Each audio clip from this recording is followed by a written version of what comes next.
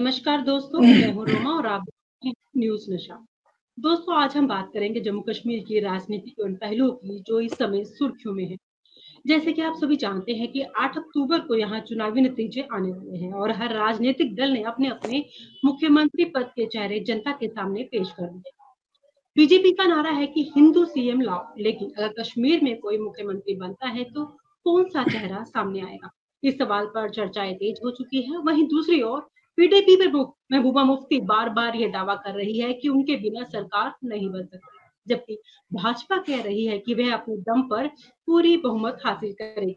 लेकिन क्या अगर उन्हें गठबंधन की जरूरत पड़ी तो पीडीपी उनके साथ जाना पसंद करेगी? इन चुनाव इन चुनावों में सिर्फ विकास के मुद्दे हावी होंगे या इससे बड़े कुछ और मसले भी हैं जिनका हल सरकार को निकालना होगा। आवाम का भरोसा जीतने के लिए पार्टियों को कौन-कौन से कदम उठाने होंगे, इन तमाम सवालों पर और कश्मीर के हालातों पर अपनी राय देने के लिए हमारे साथ मौजूद है कश्मीर से सीनियर जर्नलिस्ट अमीर मोहम्मद अमीर मुदस्सिर जी। मुदस्सिर जी, स्वागत है आपका। नमस्कार जी। Thank you. जी। मेरा पहला सवाल आपसे ये है कि जम्मू कश्मीर में 8 तारीख को रिजल्ट आएंगे। अलग-अलग राजनीतिक पार्टियों के अपने-अपने सीएम के चेहरे होते हैं। बीजेपी का नारा है हिंदू सीएम लाओ, और अगर कश्मीर में कोई सीएम होता है तो किसका चेहरा आप आगे लाते हैं? जी बिल्कुल, देखिए रोमा, जहाँ हम जम्मू कश्मीर को लेकर पिछले काफ़ी दिनों से बात कर रहे हैं और हम लोगों को भी बता रहे हैं और हम पार्लियामेंट तक भी ये बात पहुँचा रहे हैं, लेकिन जहाँ आज अब इंतज़ार ख़त्म होने को आया है। जो सियासी जी, लीडरान हैं, जिनके लिए वोट डाले हैं लोगों ने, उनकी धड़कनें अब और भी तेज़ होने जा रही हैं, क्योंकि कल और परसों का दिन है, 2 दिन के बाद जो है रिज़ल्ट सामने आ जाएँगे। अब इस बीच पिछले काफ़ी दिनों से इस इलेक्शन के दौरान हम सुनते आ रहे हैं, क्योंकि चूँकि ये जम्मू कश्मीर 2 डिविजन्स है, कश्मीर और जम्मू का डिवीज़न है, तो जम्मू में लगातार जो बीजेपी कह रही है कि यहाँ पर डोगरा सीएम होगा, यानी हिंदू चीफ मिनिस्टर होगा। वहीं कश्मीर मामले में ऐसी कोई बात अभी तक सुनने को नहीं मिल रही है। तो जहाँ हम जम्मू की पहले बात करेंगे, आपने सवाल पूछा है कि जम्मू में जो कह रहे हैं कि हिंदू चीफ मिनिस्टर होगा। मैं आपको ये बताऊँ रोमा कि जब वोटर ने वोट कास्ट किया, उसने ये नहीं देखा कि चीफ मिनिस्टर हिंदू होगा या मुसलमान होगा। वोटर जब बाहर वोट डालने के लिए आया, उसको ये पता है कि मेरी जो यहाँ परेशानियाँ हैं, उन चीज़ों को खत्म किया जाएगा। ये तो एक पॉलिटिकल लेवल पे बात की जा रही है कि हिंदू चीफ मिनिस्टर होगा, सिख चीफ मिनिस्टर होगा, मुसलमान चीफ मिनिस्टर होगा। इन चीज़ों से कोई फ़र्क आम वोटर को नहीं पड़ने वाला है। उसको चाहिए काम, जो उसके दीगर दिन की ज़रूरियात ज़िंदगी है, उन चीज़ों पर। अब अगर हम भारतीय जनता पार्टी की बात करेंगे, तो चेहरे तो बहुत सारे हैं, लेकिन ये पहली पार्टी है जिन्होंने अभी चेहरा जो है वो अनाउंस नहीं किया है कि उनका चीफ मिनिस्टर कौन होगा। बड़े लीडर हैं, जैसे कि अगर हम डॉक्टर जतेंद्र की बात करेंगे, वो 3 बार लगातार जो है वो पार्लियामेंट इलेक्शन जीते हैं, लेकिन अभी वो दिल्ली में है पीएमओ में। तो उनका वहां से छोड़कर आना ये काफी मुश्किल ही कहेंगे। उसके बाद जम्मू कश्मीर जो यहाँ के चेहरे हैं भारतीय जनता पार्टी के, वो बहुत सारे हैं। उसमें सुनील शर्मा है, उसमें डॉक्टर निर्मल सिंह है, कविंदर गुप्ता है, रविंदर रैना है, बहुत सारे चेहरे हैं। लेकिन उन 4-5 चेहरों में एक को चुनना जो है वो बहुत मुश्किल साबित हो सकता है भारतीय जनता पार्टी के लिए। अब ये तो तभी मुमकिन हो सकता है जब उनको बहुमत मिलेगी। देखिए, सीटें जो है वो 46 सीटें जो है वो लेनी पड़ेंगी, उसके बाद ही ये कहा जाएगा कि वो सरकार बना सकते हैं, क्योंकि 90 सीटें हैं यहाँ पर। तो जिसकी बहुमत ज्यादा होगी, जिसकी सीटें ज्यादा होंगी, जिसने मैंडेट ज्यादा लिया होगा लोगों का, तो वो जो है सरकार बनाने की दावादार हो सकती है। इसमें अब देखना ये जी, होगा कि कौन होगा। जैसे अगर हम नेशनल कॉन्फ्रेंस की बात करेंगे तो फारूक अब्दुल्ला की हम बात करेंगे, लेकिन उम्र हुँ, आज उनकी ज्यादा है, 80-82 साल की उम्र है, सेहत उनकी ना ठीक रहती है, तो सीधे सीधे जो है नेशनल कॉन्फ्रेंस में चेहरा जो है वो उमर अब्दुल्ला है। इसी तर्ज पर अगर हम पीडीपी की बात करेंगे तो वो महबूबा मुफ्ती है। कांग्रेस में भी अभी उतना वो नहीं है, क्योंकि कांग्रेस में जब एक वक्त में ये चेहरा होता था, गुलाम नबी आजाद को प्रपोज किया जाता था कि कांग्रेस पार्टी की जानिब से गुलाम नबी आजाद है जम्मू कश्मीर के चीफ मिनिस्टर, लेकिन अभी जो है वो देखने को नहीं मिल रहा है। बड़े चेहरे हैं, गुलाम अहमद मीर है, वकार रसूल वानी है, तारिक हमीद कर्रा है। तो इन चीजों में अभी देखना जो है कांग्रेस पार्टी को बहुत सोच समझ कर कि कौन जो है चीफ मिनिस्टर का दावेदार होगा, बसूरत दीगर कि अगर उनको बहुमत मिलती है। अब अगर यहाँ पे अलायंस की सरकार बनती है, जो हम ग्राउंड पर देख रहे हैं, नेशनल कॉन्फ्रेंस और कांग्रेस सरकार बना सकती है। क्योंकि पिछले दिनों से अगर देखें तो पीडीपी ने अपना जो स्टेटमेंट है वो चेंज किया। पहले वो कहती थी महबूबा मुफ्ती कि यहाँ पर जो है उनके बगैर, यानी पीडीपी के बगैर सरकार नहीं बन सकती है जम्मू कश्मीर में। लेकिन आखिरी वक्त जब ये थे इलेक्शन के, जब ये फेजेस चल रहे थे, तो उस वक्त जो है बयान में थोड़ा सा ऊपर नीचे आ गया। उसमें ये कहा गया कि जो भी सरकार जम्मू कश्मीर में सेकुलर बनेगी, यानी सेकुलर पार्टियों की बनेगी, हमारे बगैर वो सरकार नहीं बन सकती, हम उसका हिस्सा होंगे, यानी पीडीपी उसका हिस्सा होंगी। अब 8 तारीख के रिजल्ट आएंगे, उसके बाद ही पता चलेगा कि पीडीपी का चेहरा कौन होगा, कांग्रेस का कौन होगा, बीजेपी का कौन होगा, क्या वाकई में डोगरा चीफ मिनिस्टर होगा, हिंदू सीएम होगा, या कश्मीर से ही इस बार भी चीफ मिनिस्टर को राज करने का मौका जम्मू कश्मीर के आवाम को मिलेगा। जम्मू कश्मीर में नई सरकार को आवाम का भरोसा हासिल करने के लिए क्या सिर्फ डेवलपमेंट का इशू या इससे बड़े कुछ और इशू भी हो सकते हैं?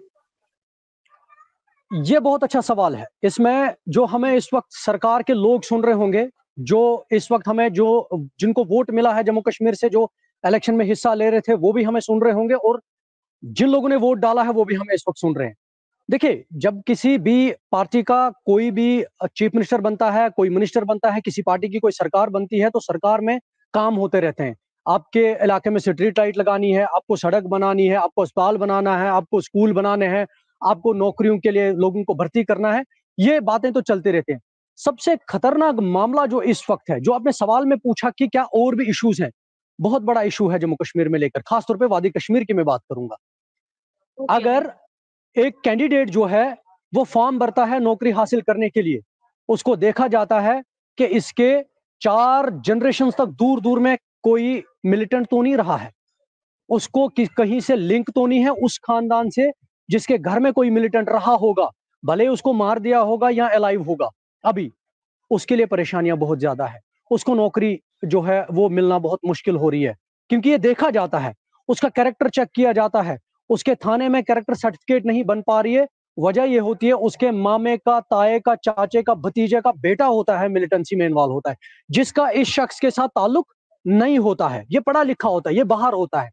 ये एक चैलेंज है गवर्नमेंट के सामने, जो भी सरकार बनेगी, चाहे फिर वो बीजेपी की बनेगी जम्मू से, चाहे फिर वो कश्मीर से नेशनल कॉन्फ्रेंस बनाएगी, या कोई भी पार्टी जो है वो सरकार बनाएगी, उससे कोई मतलब नहीं है। मतलब इस चीज से है, सबसे अहम इशू जो इस वक्त है वो पासपोर्ट का इशू है। अगर आप पासपोर्ट बनवा रहे हैं, वो कैंडिडेट पासपोर्ट के लिए अप्लाई कर रहा है, अगर उसके फैमिली में 10 जनरेशन छोड़ के कोई बंदा जो है वो किसी भी मिलिटेंसी एक्टिविटी में इन्वॉल्व होगा, एंटी नेशनल एक्टिविटी में इन्वॉल्व होगा, तो खामियाजा जो है इस शख्स को भी भुगतना पड़ता है। इसको पासपोर्ट के लिए वो अप्लाई होने नहीं दिया जा रहा है, इसको वो पूरी सारी जो फॉर्मेलिटीज है, वो सीआईडी, सीआईबी, आईबी, जो भी रिपोर्ट्स होती हैं पुलिस की, वो ठीक तरीके से मिल नहीं पाती है, क्योंकि इसके दूर के खानदान में किसी के रिश्तेदार का बेटा जो है वो मिलिटेंसी में इन्वॉल्व रहा होगा, भले ही वो जिंदा हो गया, उसको मार दिया गया होगा। तो ये एक परेशानी जो है, इसको समझने की जरूरत है सरकार को, ये बहुत बड़ा मुद्दा है इस वक्त, एक चैलेंज है। उसके बाद चैलेंज ये है कि जो शख्स 2000 क्या कहते हैं 14 में 26 साल का होगा, 25 साल का होगा, 10 साल के बाद इलेक्शन हुए, सरकार कह रही है, नेशनल कॉन्फ्रेंस ने तो सीधे सीधे कहा कि हम 1 साल में 1 लाख लोगों को नौकरी लगाएंगे, यानी 1 लाख जम्मू कश्मीर का जो यूथ पढ़ा लिखा होगा उसको नौकरी फराहम की जाएगी। आप मुझे पहले ये बताइए, उस सरकार को पहले ये सोचना है, जो शख्स 2014 में 25 साल का था, आज वो 35 का है, वो 35 साल में उम्मीद कर रहा है कि वो फॉर्म भरेगा, तो उसमें सरकार के लिए ये चैलेंज है कि आपको जो क्राइटेरिया है एज लिमिट का, उसको बढ़ाना पड़ेगा। अगर आप उसमें 36 रख रहे हैं, आपको 38 करना पड़ेगा, अगर आप 34 रख रहे हैं तो आपको 36 करना पड़ेगा, 2-3 साल का पीरियड जो है वो बढ़ाना पड़ेगा। तभी जो है जिन उम्मीदवारों ने उम्मीद से आपको वोट डाला है सोच समझकर, तभी ये मुमकिन हो सकता है कि आपको जो है यहाँ की जम्मू कश्मीर के आवाम की हमदर्दी। जो जेलों में लोग बंद हैं, देखिए सरकार को चाहिए कि जिनको पहली बार आपने पथराव में जो है वो अरेस्ट किया है, उनको आप एक मौका दीजिए, सुधरने का आप मौका दीजिए, आप उनकी बात करिए। हाँ, भले ही वो गलत जो है रास्ते पर थे, भले ही उनको गलत गाइडेंस उस वक्त कर रहे थे, उसकी वजह से जो है वो खामियाजा भुगत रहे हैं, तो सरकार को उसमें थोड़ी सी नरमी जो है वो पॉलिसी इख्तियार करनी है, जिसकी वजह से वो जो है एक अच्छा ट्रैक, जो अच्छा रास्ता जो है वो अपना सकते हैं। देखिए, यहाँ जो एनडीपीएस में आपके लड़के बंद हैं, अब जो है आप ड्रग डीलर को ढूंढ रहे हैं, आप ड्रग पेडलर को ढूंढ रहे हैं, उसमें आपको यहाँ की पब्लिक साथ में है, उसमें कोई ये नहीं है कि आपको यहाँ से कोई ऐसा कुछ नहीं है। तो बहुत सारी चीजें हैं, इसके अलावा भी देखने की जरूरत है। जो बहुत सारे मुद्दे और भी हैं जिनको देखने की जरूरत है। तो सरकार के लिए जो है ये काफी चैलेंज जो है बनता जा रहा है दिन ब दिन, जिसको करने की जरूरत है। इसमें चाहत की बात है कि सरकार को चाहत क्या होगी, कि उसके जहन में क्या कुछ होगा, तो ये बहुत जरूरी है। अब इसमें जो है गवर्नमेंट को, जैसे आपने कहा कि क्या सिर्फ चैलेंज इतना ही है, इतना ही चैलेंज नहीं है, चैलेंज इससे ज्यादा भी है। तो उन चैलेंजेस को जो है निमटने के लिए उसमें बहुत सारे इकदाम जो है वो गवर्नमेंट को करने पड़ेंगे, तभी ये मुमकिन जो है हो सकता है कि यहाँ जो सरकार बन रही है किसी भी पार्टी की, वो यहाँ के नौजवानों के हक में है और उनके हित में। जी, चलिए ये तो आपने बता दिया है। अब मैं अगला सवाल लेती हूँ। क्या जम्मू कश्मीर एक यूटी है? क्या आपको लगता है कि यहाँ की अलग अलग सियासी सोच की वजह से आवाम को मुश्किल हालातों का सामना करना पड़ता है? इस पर गौर फरमाएं आप। ये बहुत बड़ा चैलेंज है। यहाँ मैं कितने चैलेंज की आपसे बात करूं, क्या क्या मैं आपको बताऊं। देखिए, दो डिविजन्स हैं, दो सोच है। जम्मू में एक पॉलिटिशियन आता है, वो कहता है हिंदू चीफ मिनिस्टर। कश्मीर में भी ऐसी आवाज नहीं आई कि कौन चीफ मिनिस्टर बनेगा। तो ये सियासी सोच जो है, ये सिर्फ सियासतदानों के बीच में ये तफरुक, ये वो लोग तफरुक पैदा कर रहे हैं। होना तो चाहिए था ये कि अगर एक पॉलिटिशियन है, उसको चाहिए कि दो जो डिविजन्स हैं इनको आपस में जोड़ाएं, चाहे वो हिंदू है, मुस्लिम है, सिख है, बौद्ध है, ईसाई है, किसी भी कम्युनिटी से ताल्लुक रखता हो। लेकिन इन इन लीडरों की वजह से जो है आम लोगों के बीच में, ये जम्मू कश्मीर को कहते थे ये गुलदस्ता है, इस गुलदस्ते में हर किस्म के फूल है।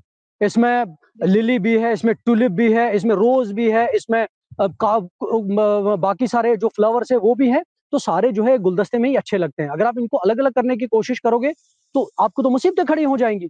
उनकी वजह से जो है उन मुसीबतों को दूर करने के लिए ऐसे पॉलिटिशियंस को सामने आना चाहिए जो आपस में दो सूबों को मिलाए आपस में। लेकिन ऐसा देखने को नहीं मिल रहा है। जम्मू का लीडर कोई बयानबाजी करता है, कश्मीर का लीडर कोई एक बयानबाजी करता है, जिसकी वजह से सारा खामियाजा जो है जम्मू कश्मीर के आवाम को भुगतना पड़ रहा है। जम्मू कश्मीर के आवाम के जहन में ये बात डाली किसने? उनको तो पता ही नहीं था यहाँ हिंदू चीफ मिनिस्टर होगा, यहाँ मुसलमान चीफ मिनिस्टर होगा, यहाँ सिख चीफ मिनिस्टर होगा, बौद्ध होगा, क्रिश्चियन होगा, यहाँ कौन होगा, इससे कोई फर्क नहीं पड़ता। फर्क यहाँ पर पड़ता है कि आप उसके जहन में क्या कुछ बात डाल रहे हैं, आप उसको क्या खिला रहे हैं, पिला रहे हैं, वो उसी ट्रैक पर फिर बाद में चला जाता है।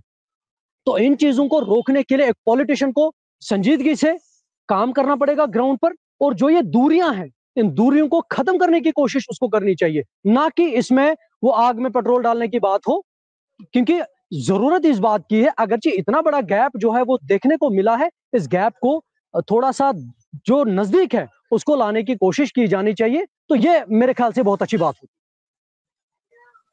8 तारीख को रिजल्ट है, तो क्या उम्मीद करते हैं आप, जनता ने किसको कितना वोट दिया होगा? देखिए, एग्जिट पोल का आज था 5 से 6 बजे तक। तो ये मैं माजरत हूं, मैं किसी वजह से मैं काम में था तो हम कर नहीं पाए उस चीज को। लेकिन जहां मैं कश्मीर की बात करूंगा, जो एज है वो नेशनल कॉन्फ्रेंस को लगता दिखाई दे रहा है।